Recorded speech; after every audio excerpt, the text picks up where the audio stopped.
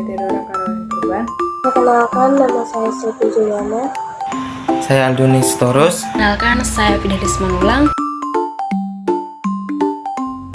Baik, di sini saya akan menjelaskan materi mengenai pengertian konsep diri serta perkembangan konsep diri.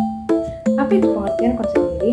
Pengertian konsep diri adalah pemahaman dan pandangan seseorang mengenai dirinya sendiri, termasuk identitas, sifat, nilai, dan keyakinan yang dimiliki. Ini mencakup bagaimana seseorang melihat dirinya dalam konteks emosional, sosial, dan kognitif. Konsep diri terbentuk melalui interaksi dengan lingkungan, pengalaman hidup, dan refleksi diri. Adapun perkembangan daripada konsep diri, yaitu yang pertama pada masa kanak-kanak. Pada usia ini, anak-anak mulai mengembangkan pemahaman dasar tentang diri mereka melalui interaksi dengan orang tua dan teman sebaya. Kemudian pada masa kanak-kanak ini, mereka mengenali perbedaan fisik dan karakteristik, serta mulai membentuk identitas berdasarkan peran yang diberikan oleh orang dewasa. Yang kedua, masa remaja. Remaja mengalami perubahan fisik dan emosional yang signifikan yang dapat mempengaruhi konsep diri mereka.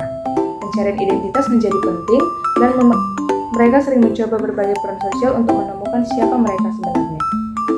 Ketiga, masa dewasa. Di usia dewasa, individu mulai mengintegrasikan pengalaman hidup dan mencapai pemahaman yang lebih matang tentang diri mereka. Mereka mungkin mewariskan nilai-nilai dan tujuan hidup serta mengidentifikasi peran dalam konteks pekerjaan, keluarga, dan masyarakat. Yang keempat, masa tua. Pada usia lanjut, refleksi terhadap kehidupan dan pencapaian dapat mempengaruhi konsep diri.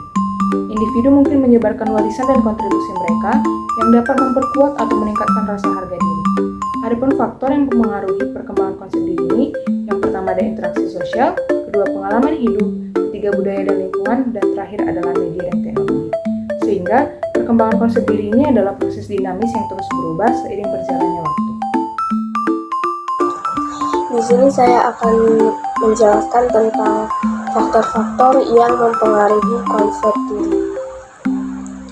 Ada beberapa faktor. Yang pertama itu ada pengalaman masa kecil. Pengalaman di masa kecil sangat berpengaruh dalam pembentukan konsep diri. Interaksi dengan orang tua, saudara, atau pengasuh dapat membentuk perasaan seseorang terhadap dirinya. Yang kedua ada lingkungan sosial. Pergaulan dengan teman-teman dan orang-orang di sekitar kita juga sangat mempengaruhi konsep diri. Dalam lingkungan sosial yang mendukung seseorang akan merasa diterima dan dihargai yang meningkatkan rasa percaya diri. Yang ketiga ada perbandingan sosial.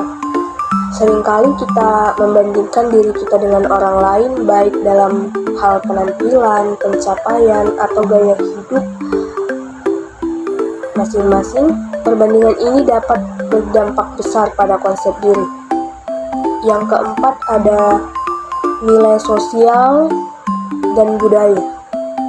Setiap budaya memiliki standar dan nilai yang berbeda mengenai bagaimana seseorang seharusnya berperilaku atau terlihat. Yang kelima ada keberhasilan dan kegagalan. Keberhasilan yang diraih dalam hidup seperti prestasi akademik atau karir seringkali dapat memperkuat konsep diri. Yang keenam itu ada faktor emosional. Emosi yang kita rasakan juga dapat mempengaruhi cara kita melihat diri kita sendiri. Seseorang yang mampu mengelola emosi dengan baik seperti merasa bahagia, optimis, akan lebih cenderung memiliki konsep diri yang positif. Yang ketujuh itu ada pengaruh media.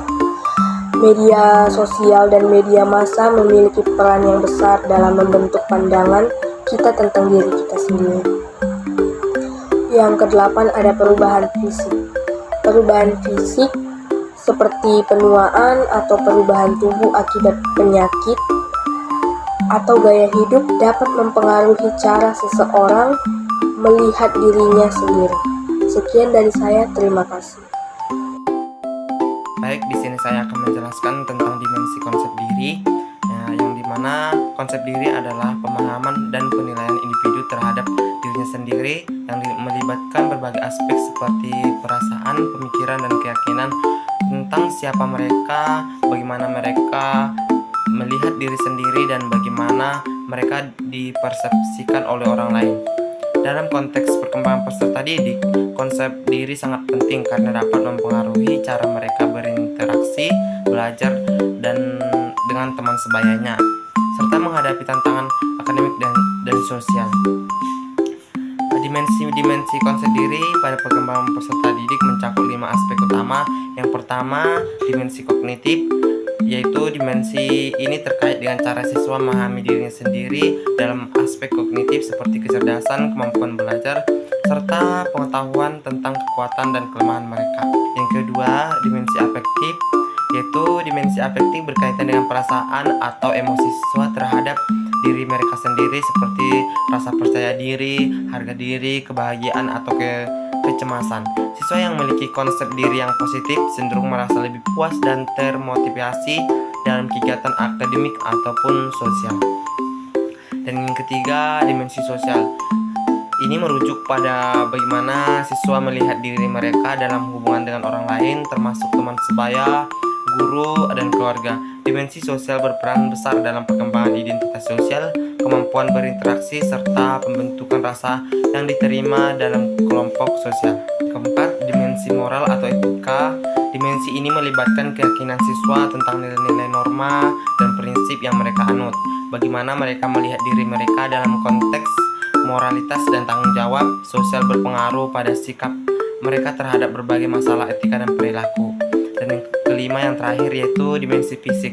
Aspek fisik berhubungan dengan bagaimana siswa memandang penampilan tubuh mereka seperti tinggi badan, berat badan, dan bagaimana mereka merasa tentang penampilan fisik mereka. Ini sering mempengaruhi rasa percaya diri dan interaksi sosial mereka. Terima kasih.